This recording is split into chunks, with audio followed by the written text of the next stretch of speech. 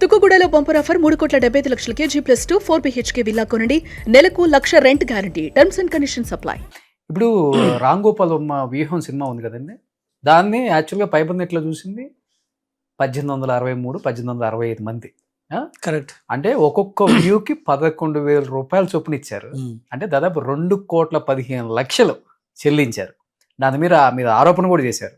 ఆరోపణ లేదు, నేను నోటీసులు కూడా ఇచ్చారు. ఎందుకు తర్వాత చర్యలు తీసుకోలేకపోయారు అసలు? అదే కదా బాధ.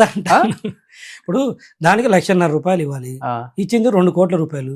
క్లియర్ కనపడుతుంది. ఇందులో ఇంకా ముసుగులో గుద్దులాట ఏముంది? నేనేం చేశాను, రామ్ గోపాల్ వర్మ గారికి నోటీస్ పంపించాను. ఏమని పంపించారు? రికవరీ ఇట్లా జరిగింది. ఆయనకంటే ఆయన డైరెక్టర్ కమ్ ప్రొడ్యూసరు, ఇంకొక పార్ట్నర్ ఎవరు ఉన్నారు ఆయనతో పాటు, ఇంకొక వర్మ గారు ఎవరు సన్మాన్. ఏం చెప్పాము, కట్టం డబ్బులు క్లియర్గా ఉంది. ఆ రోజు నేను అడగలేదనుకో, తర్వాత ఏమంటారు, జీవి రెడ్డి రామ్ గోపాల్ వర్మ దగ్గర 2 కోట్లకు గాను 20%, 30%, 40 లక్షలు 60 లక్షలు తీసుకొని దాన్ని పక్కన పెట్టినారు అంటారు. బయటికైతే వస్తుంది కదా. అవును.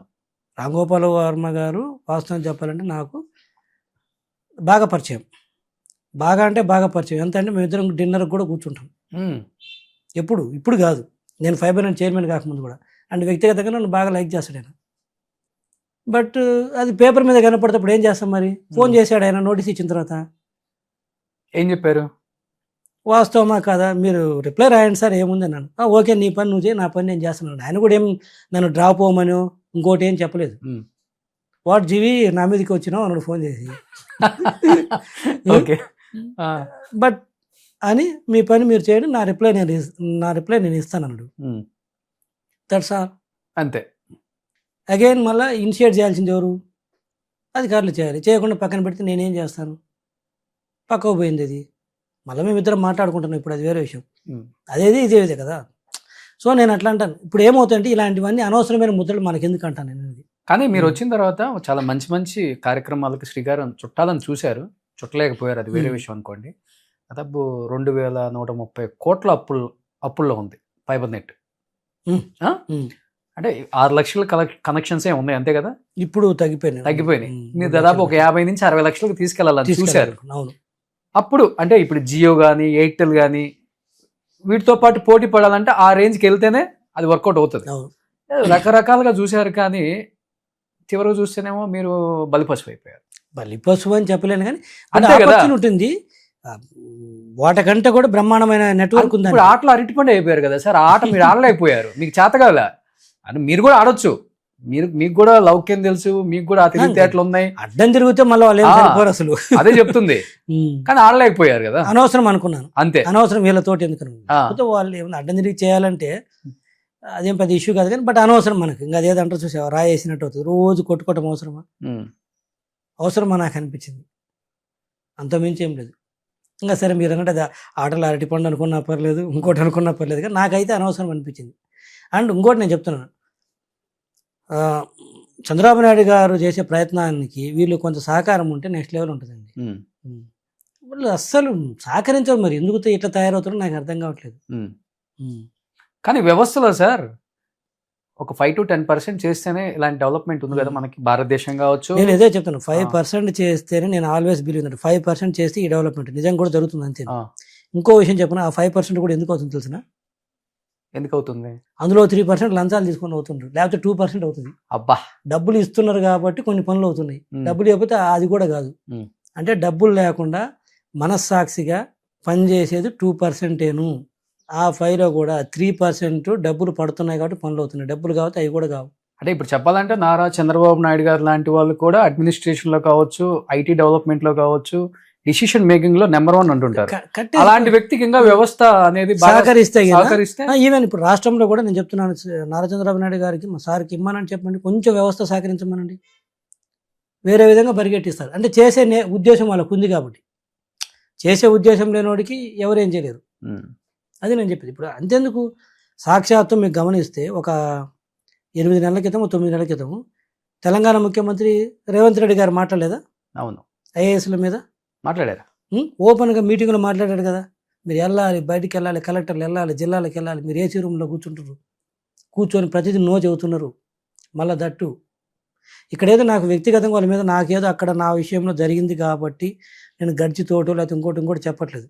కొంతమంది నాకు ఐఏఎస్లో పరిచయం ఉన్నారు, ఏం జీవి మా మీద ఎట్లా పడిపోతున్నాం. ఉమ్, అప్పుడు మళ్ళా మధ్యలో అంటే ఇక్కడ వ్యక్తుల మీద పట్టం కాదు, వ్యవస్థలో వాళ్ళకి ఇచ్చిన ఇమ్యూనిటీ. ఉమ్, ఇప్పుడు నేనేమంటే ఒక చిన్న ఎల్డీసీ, ఒక చిన్న క్లర్క్ తప్పు చేస్తే వాడిని ట్రాన్స్ఫర్ చేస్తున్నారు, సస్పెండ్ చేస్తున్నారు. ఈరోజు ఐఏఎస్లు చేసే తప్పులు ఎన్ని ఉన్నాయి, ఐపీఎస్లు ఐఏఎస్లు చేసే తప్పులు ఎన్ని. వాళ్ళకు రాజ్యాంగబద్ధంగా కొంత ఇమ్యూనిటీ ఉంది. దాంతో ఏమంటే వాటి మీద ఎటువంటి చర్యలు ఉన్నట్లేదు. ఎందుకు ఉండవు అంటాను. అతను కూడా ఒక అధికారి కాదు, ఉన్నత స్థాయి అధికారి. తప్పు చేసినప్పుడు ఉన్నత స్థాయి అధికారి అయితే ఏంటి, చిన్న స్థాయి అధికారి అయితే ఏంటి? సీఎం స్థాయి వ్యక్తులే జైలుకి వెళ్తున్నారు కదా. మరి అలాంటప్పుడు మీకు వాళ్ళ మీద చర్యలు ఎందుకు ఉండవు? రెండవది ఒకటి టర్న్ అరౌండ్ టైం, ఒక టైం లిమిట్లో పెట్టి పని చేయించాలి కదా అంటాను. అదే కింద స్థాయి వ్యక్తి ఫైల్, ఒక ఎంఆర్ఓను, ఒక సిఐఓ ఒక ఫైల్ గిన, అంటే ఒక ఎంఆర్ఓ గిన త్వరగా మ్యూటేషన్ పాస్ అయ్యే ఉంటే వాళ్ళ డిపార్ట్మెంట్లో ఒక సిఐ ఛార్జ్ షీట్ అయిపోతే పైనుంచి ఎస్పీలు ఫోన్ చేసి, లేకపోతే పైనుంచి కలెక్టర్లు ఫోన్ చేసి ఎడాపెడా తిడతారు, నువ్వు ఎందుకు చేయలేదు ఇది అంటారు. అదే కలెక్టర్ దగ్గర నెలల తరబడి, సంవత్సరాల తరబడి నుంచి ఫైల్ మూవ్ కాకపోతే అడిగేవాడు లేడు, అడిగే హక్కు ఎవరికి లేదు, అడిగినా కూడా సమాధానం చెప్పాల్సిన అవసరం లేనట్టుంది. చేయకపోతే తీసుకునే చర్యలు లేవు. అదే ఎంఆర్ఓని ఒకసారి అడుగుతారు, రెండుసార్లు అడుగుతారు, మూడోసారి ఏం చేస్తారు? సస్పెండ్ చేసేస్తారు. పోలీసు వాళ్ళని కింద వాళ్ళని వీఆర్కి పంపించేస్తారు, సస్పెండ్ చేస్తారు. అవును. మరి అదే ప్రిన్సిపల్ నీకు ఎందుకు అప్లికేబుల్ కాదంట నేను. అక్కడ ఈ ప్రిన్సిపల్ కింద అప్లై అయితే డెఫినెట్గా పనులు పరిగెడతాయి, వ్యవస్థలో చాలా మార్పులు వస్తాయి. నువ్వు అరే కలెక్టర్ దగ్గర ఫైల్ వస్తే నిర్ణయం తీసుకుంటే అది ఎన్ని రోజులు ఉన్నట్టుండాలా? ప్రిన్సిపల్ సెక్రటరీ దగ్గరికి వెళ్ళిందంటే ఇంకంతేనా, కథం అది కోల్డ్ స్టోరేజ్ అయినా. మంత్రులు ఫోన్ చేసినా, ముఖ్యమంత్రి గారు ఫోన్ చేసినా సాక్షాత్గా దాన్ని క్లియర్ చేయమన్నా కూడా చేయరా? ముఖ్యమంత్రి గారు, నేను చెప్పేది మంత్రులు పక్కన పెట్టు, డైరెక్ట్గా ఇన్వాల్వ్ అయ్యి దాన్ని త్వరగా క్లియర్ చేయండి. నేను ఇదేదో నేను దగ్గరుండి చూసి చెప్తుంది కాదు.